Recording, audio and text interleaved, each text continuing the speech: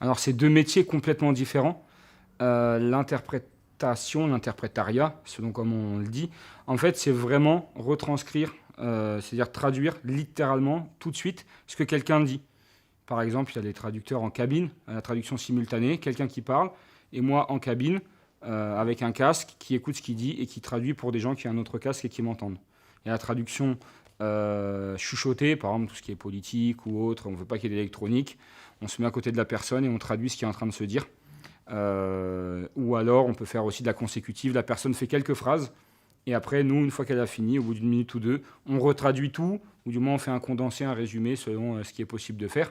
La traduction, donc ça c'était l'interprétariat, la traduction, on a plutôt un texte ou écrit ou alors audio, et on aura du temps, il n'y a pas ce côté d'immédiateté à faire dans l'instant, et donc on est plus posé, on a plus de temps, alors parfois on a des contraintes de temps, mais on a plus de liberté là-dessus, et il y a moins d'immédiateté, donc on peut faire des choses plus larges, plus réfléchies, plus pensées, on peut laisser reposer, que l'interprétariat c'est tout de suite maintenant, et il faut que tu rebondisses. Si tu n'as pas un mot, si tu ne sais pas comment le traduire, si c'est compliqué, tu dois faire des pirouettes et tout de suite rebondir. La traduction, tu es plus posé, tu peux y réfléchir, sortir ton dico, tes synonymes. L'interprétariat, c'est maintenant, tout de suite, et c'est plus fatigant mentalement. Très bien. Ça a été très enrichissant parce qu'en fait, il y a eu beaucoup d'échanges, il y a eu beaucoup de questions, il y a eu beaucoup de remarques, de commentaires.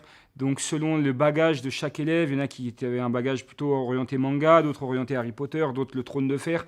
Et en fait, même question de langue en général, certains qui étaient bilingues, qui parlaient d'autres langues et qui étaient capables du coup de me faire des remarques, de rebondir sur ce que je disais.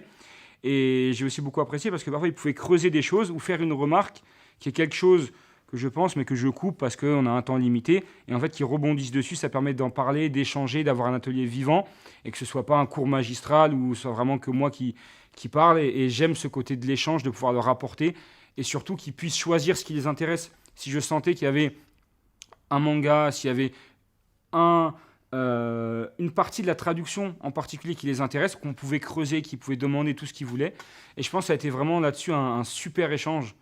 Le choix a été fait aussi en amont de prendre des œuvres bon, qui me plaisent, mais qui puissent aussi parler aux lycéens et vraiment que ce soit un échange, que ce soit quelque chose de sympathique, leur faire découvrir ce métier, peut-être créer des vocations, mais pas forcément seulement, qui découvrent toute la richesse de ce travail et ce que ça implique et le faire un peu connaître et lui donner un peu ses lettres de noblesse parce que les bonnes traductions sont transparentes, mais c'est bien de pouvoir, entre guillemets, décoller le calque et voir un peu les différences. C'est toujours sympathique et je pense qu'on a bien rigolé, surtout à la fin, avec les versions anglaises de France et les versions québécoises qui ont vraiment beaucoup plu, mais c'est toujours le plus original parce qu'on a deux traductions dans une même langue et qui sont très différentes avec des cultures, des repères différents. Et ça marque beaucoup. Donc je suis content d'avoir pu faire ça avec eux, parce que j'ai pas eu le temps de le faire ce matin. Et donc là, c'est vraiment le final en beauté, comme on voulait.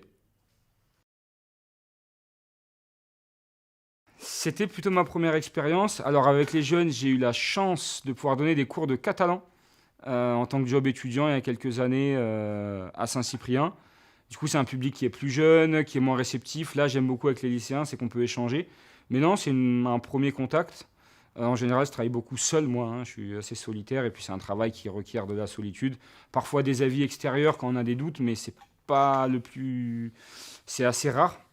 Et donc là, c'est intéressant de pouvoir partager, échanger, rigoler sur ce thème. Mais non, non, c'est pas du tout une habitude, mais j'y ai pris beaucoup de plaisir.